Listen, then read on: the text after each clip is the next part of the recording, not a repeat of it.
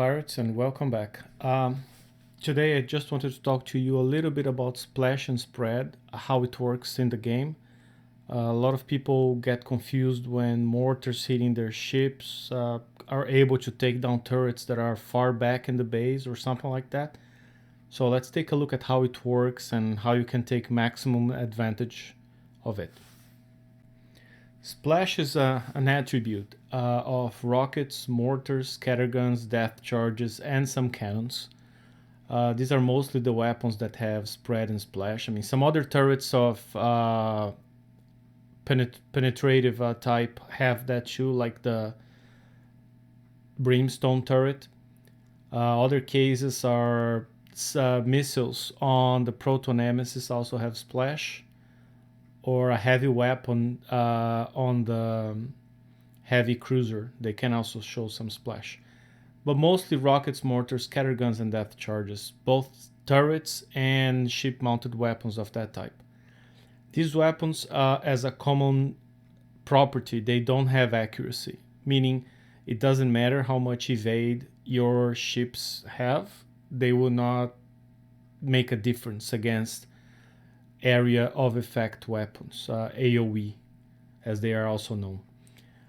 These weapons, though, are all dump fire, meaning if you're driving fast ships, you can usually outrun most of the splash of these weapons. So they're more effective against stationary targets such as buildings, turrets.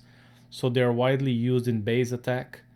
They're also widely used in mines, draconian uranium bases, Forsaken mission. These are all great targets for dumb weapons that do damage based on area of effect.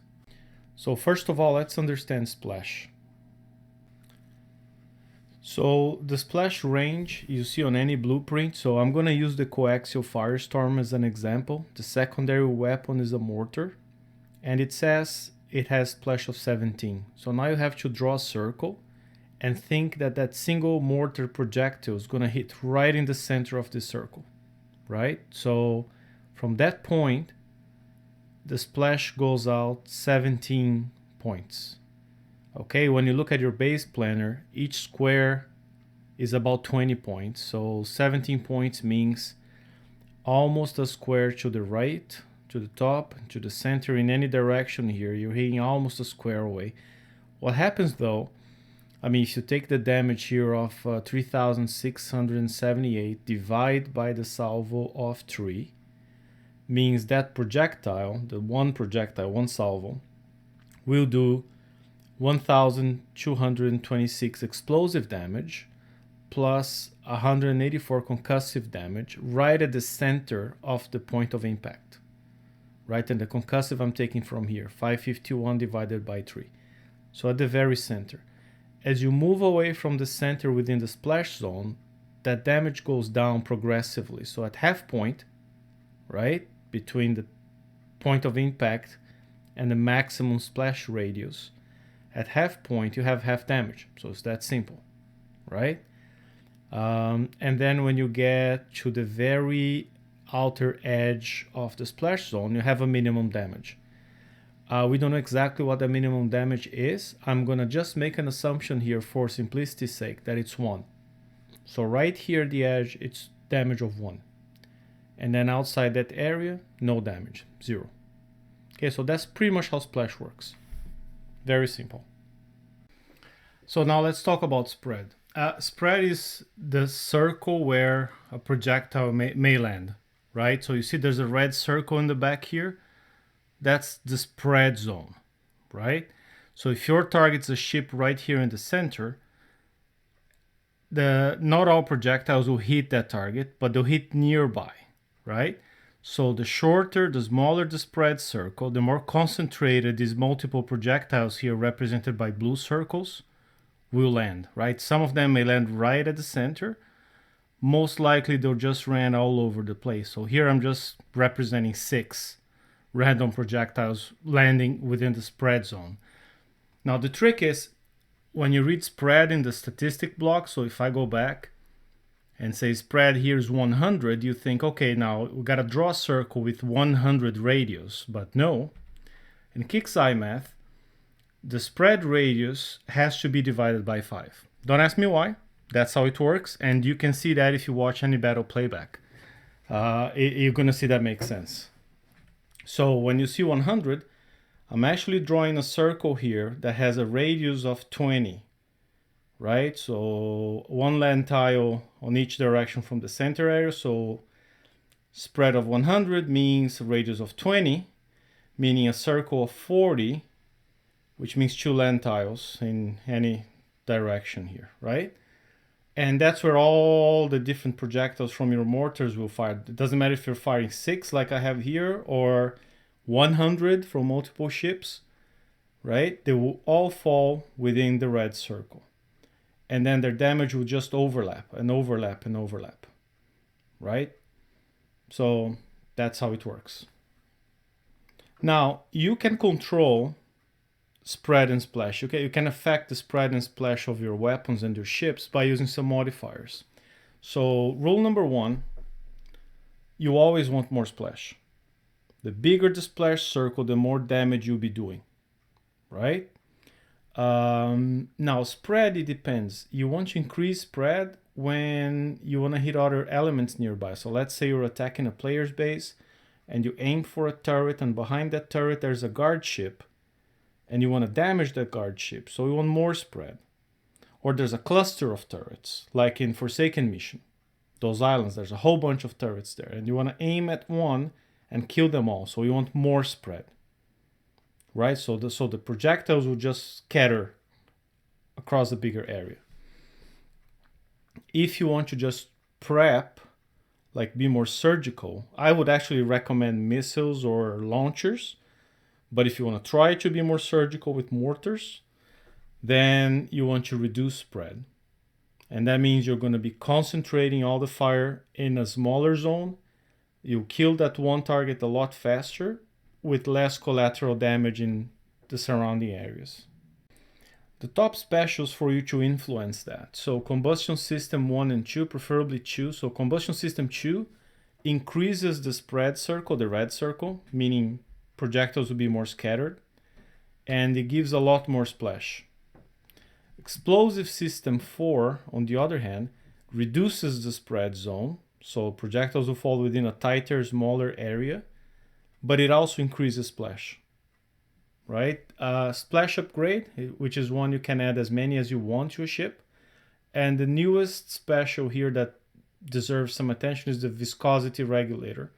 That one gives you 50% splash and can be stacked with the other specials. So that's very interesting. I think I got my Vendettas recently to like 174% extra splash by combining Combustion System 2 and Viscosity Regulator. There are 2 crews that are of interest.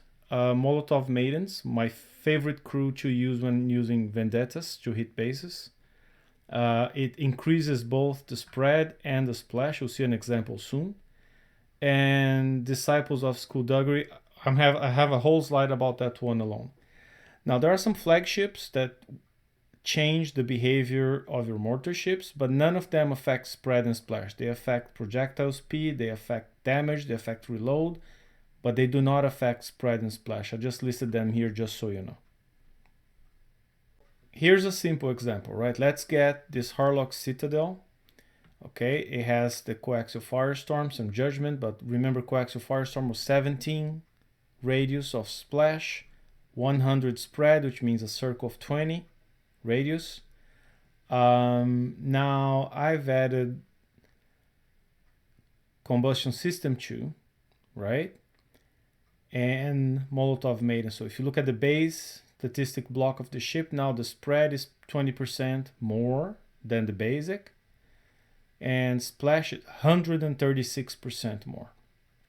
Okay, now if you combine another 30% extra splash from Molotov Maidens and 14% spread, here's what you have. So you get the base spread of the Coaxial Firestorm, 100, plus 20% of it, plus 14% of it, you get to 134. Divide by 5, now you can draw a circle of 26.8 radius, okay, over a land tile. You get the base splash of 17, plus 136 from the ship with the specials, plus 30% from the crew, now instead of being a circle with a radius of 17, is a circle with a radius of 45.22. Okay, in graphical terms, this is the difference. Okay, on the left, you have just the basic weapon without any sort of ship, crew, special bonuses. So now you look at the right side, spread increased a little bit, but look at what happened to the blue circles representing splash. Now you're doing damage. Like if there's a ship at this point right here in the center of the circle, you can imagine you can skip 3 land tiles here and you'd still be doing damage to turrets or whatever the heck is all the way back here. If this is a Forsaken Mission Island, you hit 1 turret, that's how you kill them all, because you have a massive area of splash. And not only 6 circles like I have here, but a single ship with 8 of those coaxial firestorm with a salvo of 3 would be firing 24 projectiles every single round from one ship. Right? So you can see how this would get really busy with something like 70 different circles from only 3 ships. Okay, with 8 coaxial firestorms each. Okay, so that's how mortars work. That's why this is way more effective than that. Here's the same view, but on my base planner, overimposed over, like, I put a vanquisher here. This big circle marked as 103 radius, that is the weapon range, to give you an idea. The red circle is the spread zone with the crew, with the buffs from the ship. Okay, and now you see my 6 circles falling within the spread area, but with their massive splash. So you can see if I'm aiming at that vanquisher and I have some turrets, 1, 2, 3 land tiles behind, I would still be doing damage to them. If it's only 2, if you skip 2 tiles and you have your turrets right here, you can see how 72 projectiles landing every fraction of a second there would really do damage before the ship's dead. Stuff back here will be really badly damaged. Okay, so that's how it works. And that's why you have to be careful in your base not to leave buildings that can be targeted by a spotter and then have mortar rain falling on it and damaging your central island. I see so many bases with that design flaw. It's amazing that people still have that problem. But now you understand why, at least. In summary, here's the crazy crew, right? The crazy crew, disciples of skullduggery. I don't even know how to say that. So this one has one of its crazy properties, like splash deals more damage at the edge of the explosion. So pretty much this guy will do the opposite. Instead of having the high damage at the center, it will have the minimum damage at the center and max damage at the edge of the explosion here. Okay, so you can see how a whole bunch of overlapping circles like this, like I've been using the example, 72 projectiles landing at the same time from just 3 ships with 8 coaxial firestorms each, right? This would just do crazy damage without the max damage being at the edge of the circle, instead of just being a little point in the center, being all over here. Okay, and that's why this is the rarest crew in game. It really throws the balance of the game off and lets you do crazy things when you're hitting bases. That's why some people really love them. But I hope that helped you understand splash, spread, how they work. I think this is the best image here. I'll leave you with that. And see you next time, pirates. Take care.